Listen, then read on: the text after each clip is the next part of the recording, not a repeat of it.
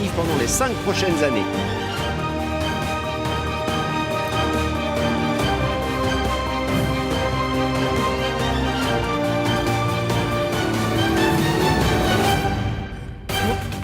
C'est une grande surprise ce soir. Emmanuel Macron n'a donc pas la majorité absolue. C'est une forme de vote sanction contre le président. Du côté de la NUP, la fourchette est assez haute. Ce sera le principal groupe d'opposition. Voilà ce que nous dit notre projection. Et puis la surprise aussi vient du Rassemblement national avec un groupe très important, 80 à 100 députés.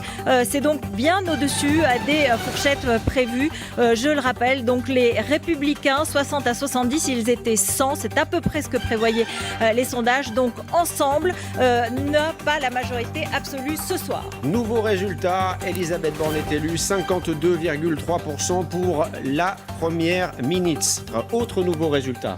Voilà, un autre nouveau résultat, c'est celui du ministre de l'Intérieur qu'on attend d'un instant à l'autre. Voilà, d'un instant à l'autre, le ministre de l'Intérieur, Elisabeth Borne en tout cas, élu. Gérald Darmanin, 57,5%, qui est donc réélu ce soir. Direction tout de suite le palais de l'Élysée où se trouve Julien Arnaud pour LCI ce soir. Julien. Oui, c'est dingue ce qui vient de se passer. Voilà ce que m'a lâché il y a quelques instants un conseiller ministériel. Alors lui n'assistait pas à la réunion qui se tient en ce moment au palais de l'Élysée autour d'Emmanuel Macron, autour du chef de l'État, donc la première ministre. Ils ont découvert ensemble le résultat concernant Elisabeth Borne dans cette course aux législatives, ainsi que les résultats des fidèles d'Emmanuel Macron. On a vu il y a quelques instants à 20h pile une voiture, un mini convoi arriver ici à l'Élysée, certainement donc un proche pour décrypter, décortiquer tous ces résultats avant de se rendre sur les plateaux télé et de livrer les premières analyses, les premiers enseignements de ces résultats de ce second tour des législatives. Pour l'instant, rien n'a filtré sur le sentiment, l'état d'esprit d'Emmanuel Macron à l'annonce, à la vue de ces résultats. Bon, je le rappelle, l'information principale ce soir, c'est ensemble le groupe de la majorité qui n'a pas les 289 sièges nécessaires pour avoir la majorité absolue.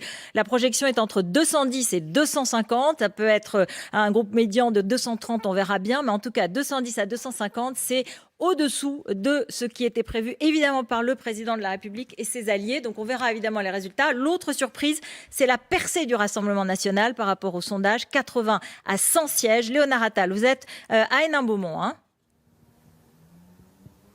C'est une véritable explosion de joie qu'on vient d'entendre à l'intérieur de la mairie d'Hénin-Beaumont où se trouve Marine Le Pen avec sa garde rapprochée. Marine Le Pen, sans prendre trop de précautions, on peut le dire, est réélue déjà ici députée dans cette 11e circonscription du Pas-de-Calais. Et puis il y a ce score historique pour le Rassemblement national qui, vous l'avez dit, obtiendrait environ 80 sièges à l'Assemblée nationale. C'est un record pour le Rassemblement national. La dernière fois que le RN avait eu un groupe à l'Assemblée, c'était en 1986 et le RN avait bénéficié du scrutin à la proportionnelle. Ils avaient eu 35 députés. Véritable explosion de joie donc ici. On attend Marine Le Pen d'un moment à l'autre qui devrait quitter la mairie dans les prochaines minutes pour aller s'exprimer auprès de ses militants à Hénin-Beaumont, à quelques kilomètres d'ici. Merci Léonard Attal, donc à Hénin-Beaumont.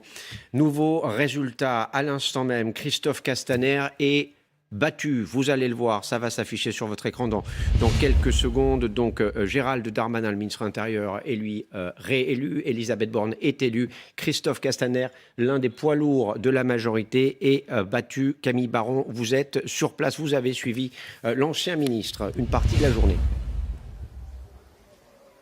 Oui, énorme déception pour Christophe Castaner qui n'est toujours pas arrivé à la mairie de Manosque, qu'il pensait être réélu. Eh bien non, c'est son concurrent de la NUPES, donc Léo Walter, qui est élu député, donc 51,50 pour Léo Walter contre 48,50 pour Christophe Castaner sur 98% des bulletins exprimés. Énorme désillusion donc pour Christophe Castaner. Ça faisait 10 ans qu'il était député de cette circonscription et il avait battu en 2017 Léo Walter. Et bien cette fois, la tendance s'inverse et on apprend d'ailleurs il y a quelques minutes, Christophe Castaner avait donné rendez-vous aux journalistes ici à la mairie de Manosque pour une déclaration après les résultats. Il ne devrait finalement pas venir, conséquence de cette défaite, il ne devrait pas s'exprimer ce soir.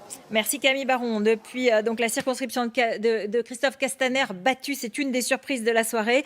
Au QG de la NUP, les visages sont réjouis. C'est une fourchette plutôt haute dans les projections projections. On verra bien sûr le résultat final. Tout de suite, Mathieu Kerman, comment analyse-t-on les résultats ? Eh bien, c'est tout simplement une véritable explosion de joie qui a retenti ici à 20h. Il y a plusieurs centaines de personnes rassemblées dans cette salle qui ont donc assisté à l'annonce de ces résultats et cette annonce de 150 à 180 députés pour Jean-Luc Mélenchon. Alors, il a réussi à relever en partie son pari, tout simplement parce qu'il ne sera pas Premier ministre, mais il sera désormais le premier opposant à Emmanuel Macron. À noter également l'explosion de joie de ces personnes lorsqu'ils découvrent au fur et à mesure les résultats, notamment celui de Christophe Castaner qui a été battu et les résultats qui arrivent au fur et à mesure. On attend désormais la prise de parole de Jean-Luc Mélenchon dans les prochaines minutes. Merci Mathieu. On va regarder une fois encore ensemble ce qui est en train de se passer. C'est dingue, pour reprendre les mots de Julien Arnaud tout à l'heure, avec ensemble 210, 250 sièges projetés, divers gauche 4 à 8, mais surtout regardez, la NUP 150 à 180 sièges possibles et pour le Rassemblement national 80 nouveau à résultat 100 tout de sièges. suite, nouveau résultat. Richard Ferrand est battu. Nouveau résultat, c'est le président de l'Assemblée nationale battu de très peu, mais qui est une des figures emblématiques du macronisme, très importante aussi, comme Christophe Castaner, venu de la gauche de la même façon que Christophe Castaner. Son sort était très difficile entre les deux tours. Voilà le résultat. Ça passe pour Damien Abad. Nouveau résultat, vous allez le voir, il est réélu, le ministre, après des élections compliquées pour lui, un score de 57,8% face à sa concurrente de la NUP. On va écouter Gérald Darmanin. Dans une circonscription qui n'est pas facile pour la majorité, on l'a vu à l'élection présidentielle, c'est un très bon score. Je crois que c'est dû en partie à notre implantation locale, à notre proximité avec les habitants.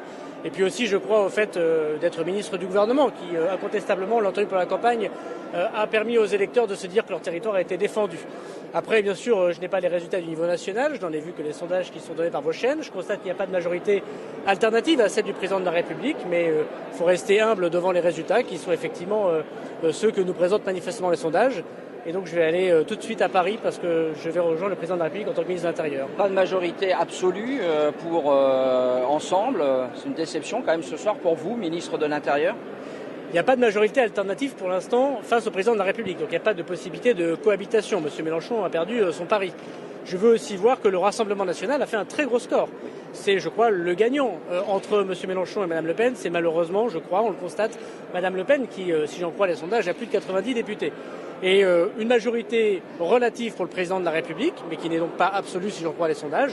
Je vais regarder les résultats. Je crois qu'en Ile-de-France, on a à peine fermé les bureaux de vote. Donc on aura l'occasion, en tant que ministre de l'Intérieur, de s'exprimer un peu plus tard dans la soirée. Il y a une réunion de crise, si on peut dire, à l'Élysée, là, avec la Première ministre, M. Macron. Je vais faire mon travail de ministre de l'Intérieur, c'est-à-dire d'aller à Paris. Mais ici, à Tourcoing, avec Vincent Ledoux, on est très très heureux de ce résultat qui dépasse nos espérances. Quand on a vu effectivement le premier tour, on constate que les électeurs nous font confiance et on est très heureux. Juste un mot au niveau local des résultats là, sur la vallée d'Alice.